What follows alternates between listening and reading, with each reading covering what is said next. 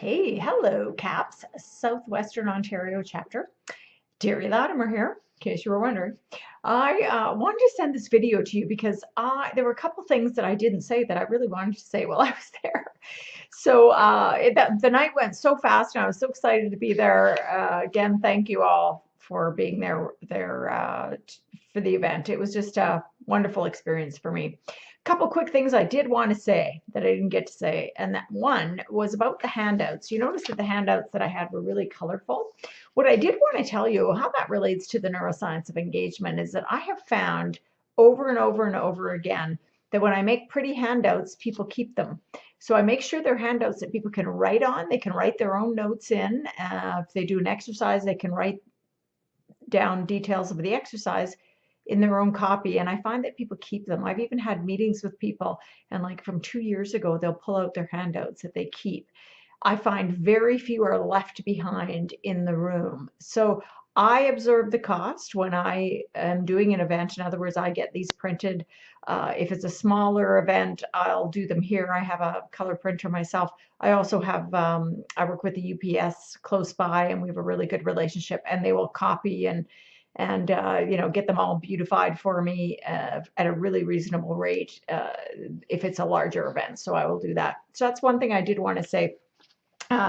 The other thing I wanted to say is that I did include a copy of my proposal format for you.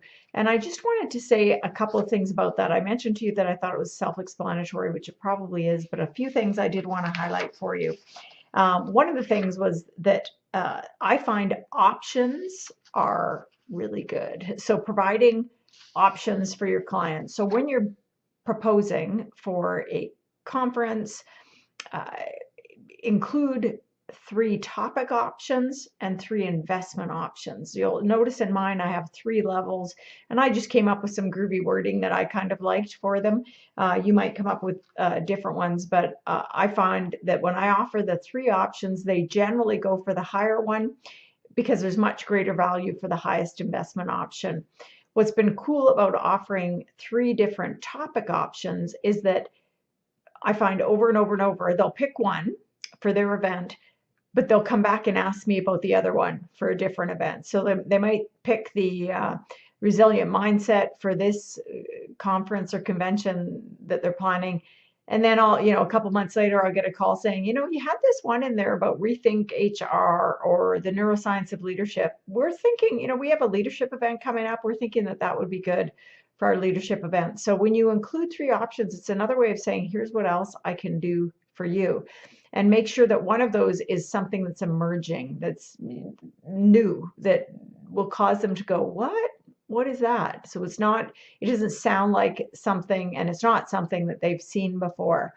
Again, the example I provided for you in this proposal, which is, by the way, based on a real proposal that I submitted and won, was the Rethink HR. This is a sort of new learning from neuroscience around human resource functions, things like performance management that I mentioned to you a little bit in our time together.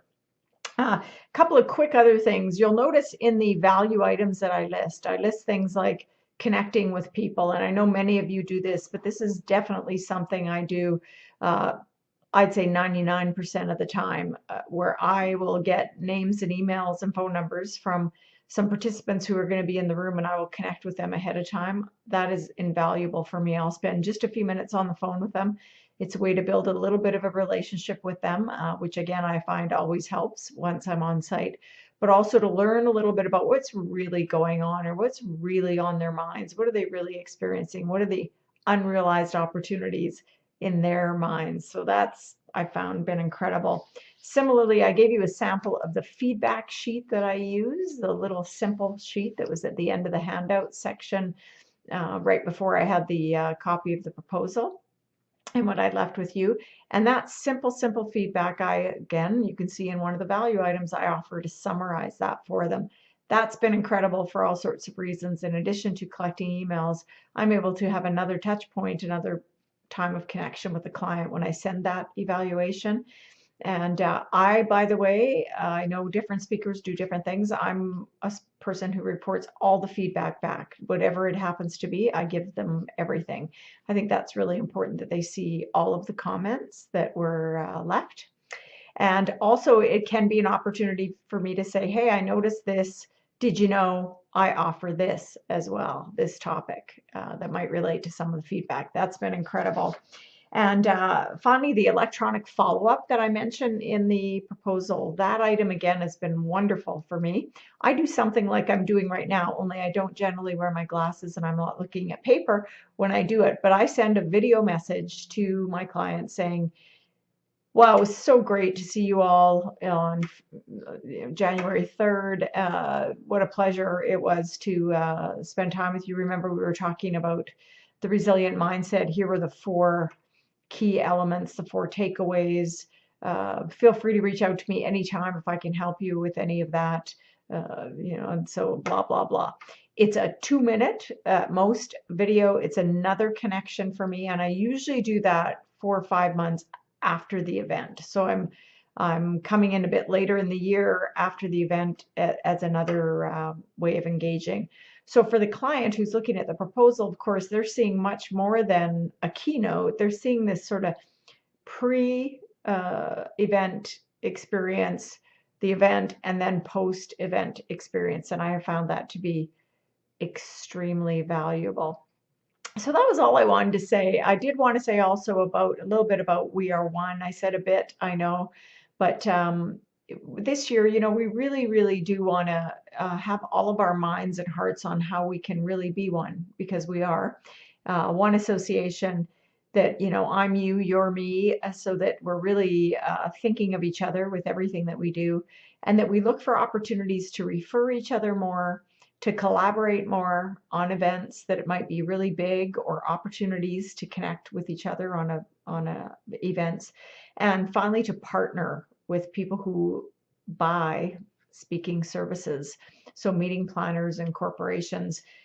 Suzanne Stephen is heading up the external partnerships portfolio, and we've already got some great things underway. So we just would love you to send things our way or connect with us around that. We really want to make inroads in that. But what you can do is refer and collaborate for sure. Thank you all so much for listening to this. And again, I'm so glad you were my first chapter. Wonderful. Take good care, and I'll be seeing you soon. Bye-bye.